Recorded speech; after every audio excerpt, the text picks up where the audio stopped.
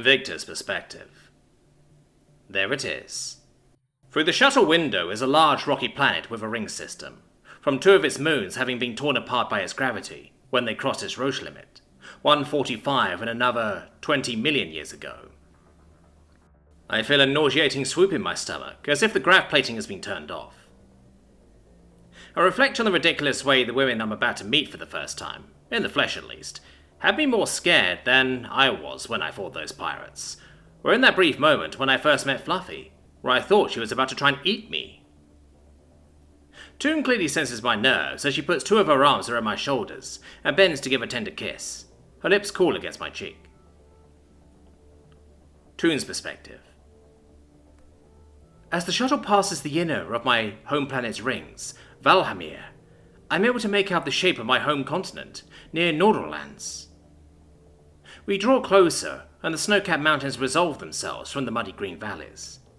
We're headed for the southwest coast.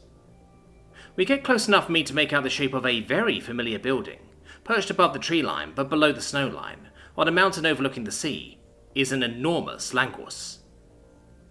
The ground floor, I know, is a single open-plan room which serves as a mead hall, meeting place and religious space to the local Fornsidor community, as well as a skaldic recital space.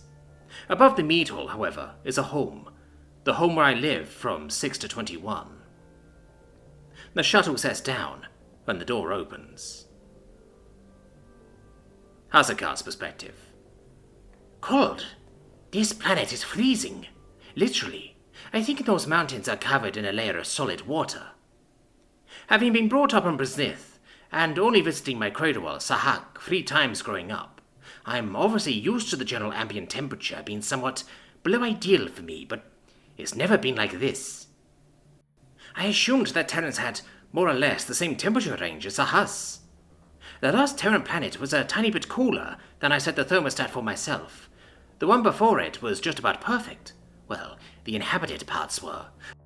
Don't think I'd like to have tried my luck in that equatorial desert band.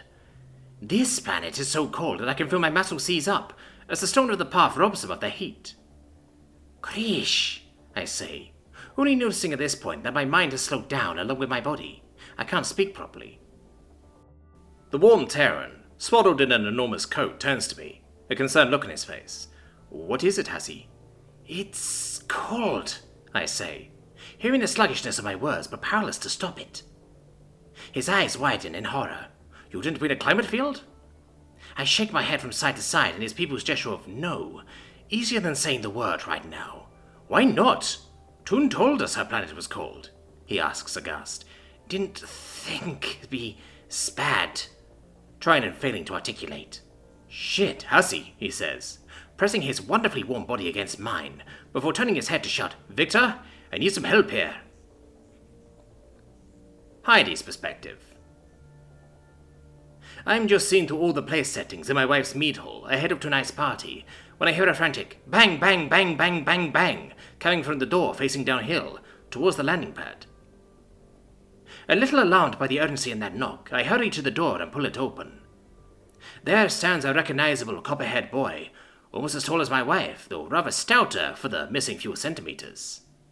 Over his shoulder is the lolling half-conscious head of a rough warder, but this girl is not my daughter. This scarlet-scaled girl, similarly burbling through the scarf, gagging her fang-filled mouth, presumably to stop her self-envenoming in her adapalated state, with her arms ending in two thumbed hands, hung limply over his shoulders, is a Sahas. This must be Hasaka. Behind them is a slim South Asian-looking boy carrying the woman's tail, seemingly more to keep it from trailing on the ground than to help with bearing her weight. This must be Krish. Behind him is my daughter. Sorry, ma'am, no time for pleasantries, says Toon's boyfriend, barging past me and not seeming to notice having reverted to calling me ma'am. You got a place where an ectotherm can warm up? He asks.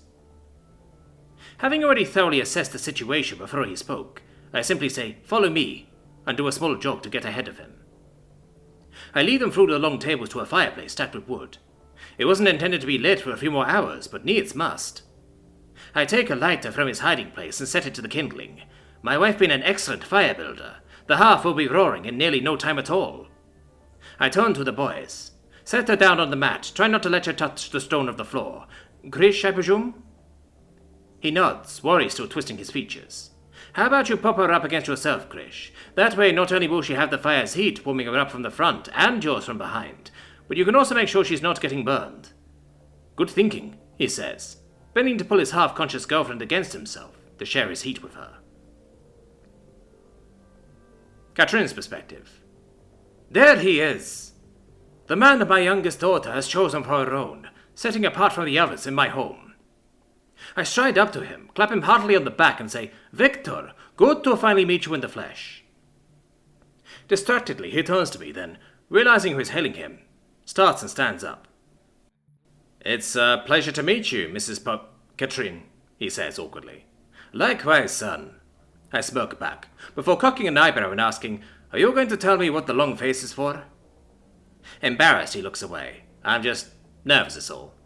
Kids, I know what someone beating themselves up looks like. You want to talk about it? His face tells me he does, but that he doesn't wish to say that he does. Tell me, what's up? I assume it's got something to do with the state that your friend came in, I say, sitting down across from where he was sat. He sighs the sigh I've heard at some point from every child I've raised, sits and says, yeah, I guess I'm just kicking myself because it's my job to take care of things, like, does everyone have a climate field who needs one? I must have made a terrible impression on you and your wife, showing up with a woman unconscious because of my negligence. I see.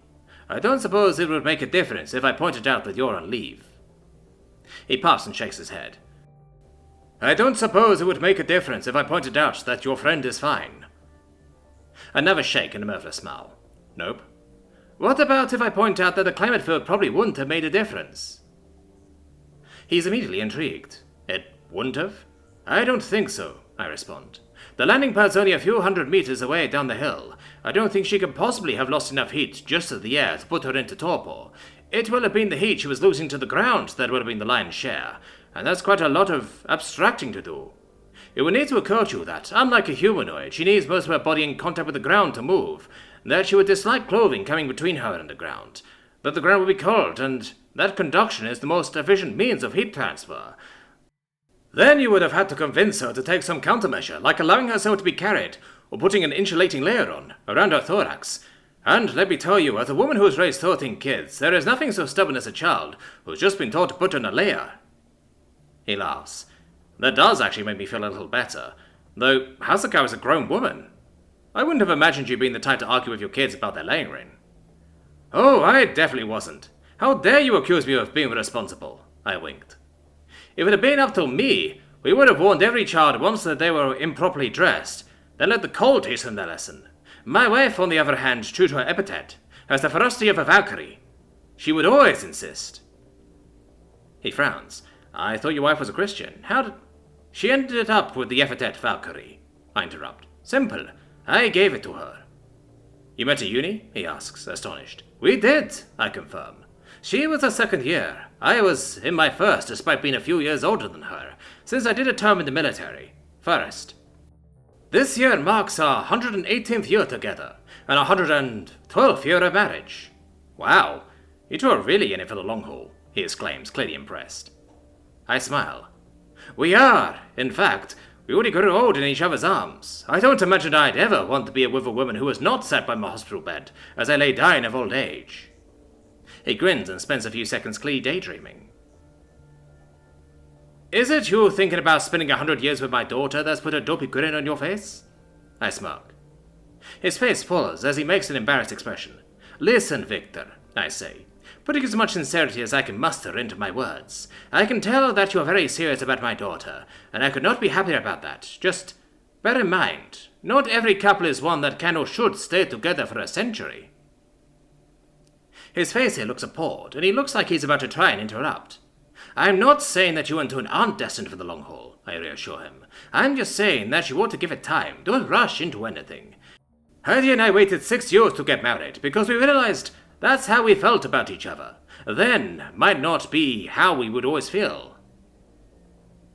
He considers that for a few moments and answers, I understand, ma'am. I nod approvingly and change the subject. Would you like to hear the story of how Heidi and I met? It's also the story of why I called her Valkyrie. Before he has a chance to answer, the Valkyrie herself appears, saying, "Darling, you bore the poor boy to death with your stories," before turning to address him, smiling. "Victor, please don't feel any obligation to let this old hag put you to sleep." "No, I'm actually really interested," he assures her. I smirk at my wife, pat the seat beside me, and say, "You're welcome to help me tell it, if you think I'm a bad skald."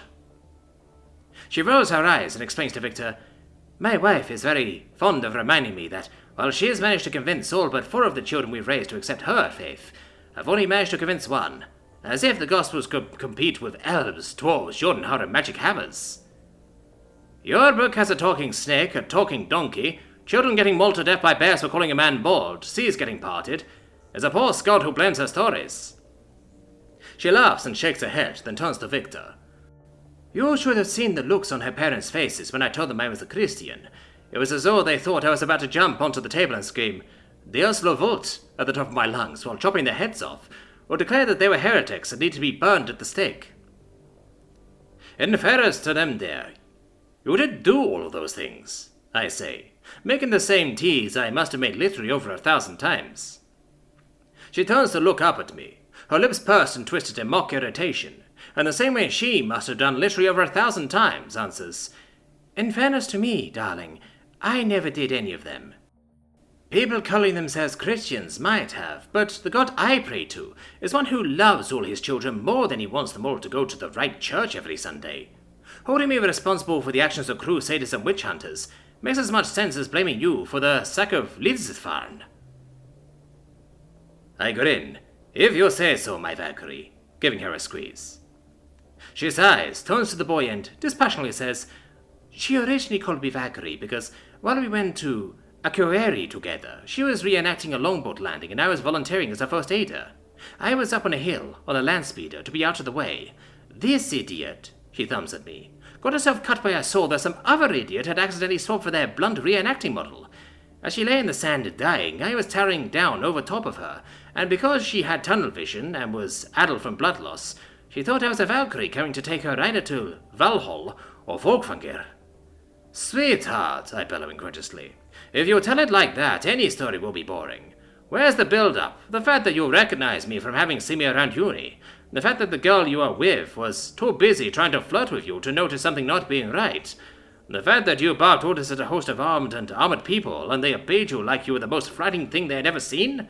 The fact that you rode in the ambulance with me. And how could you leave out our first wager?" "First wager?" says Victor curiously. I nod and gesture for my wife to tell him.